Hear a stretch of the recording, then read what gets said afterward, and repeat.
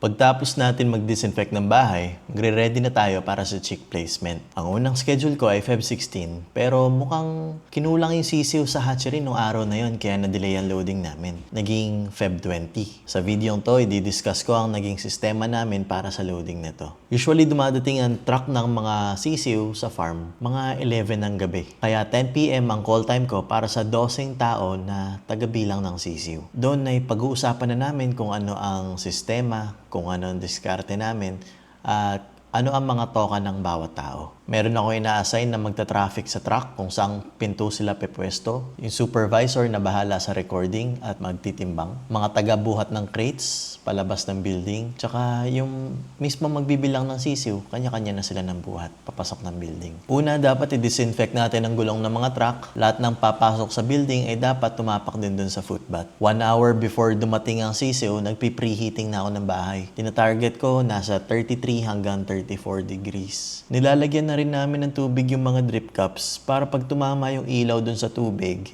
makikita agad ng sisiw at makakainom agad sila. Kailangan ma-determine natin kung ilang sisiw ba ang kailangan per pen. Dahil 5 pens kami at 36,000 ang capacity, yan ay 7,200 chicks per pen. Ang isang crate roughly nasa 100 chicks, kaya 72 crates per pen. Kapag binuhat ang crate, 3 agad, kaya 24 na buhat kada pen. Bawat isang crate bibilangin natin para masiguradong tigwa 100 per crate.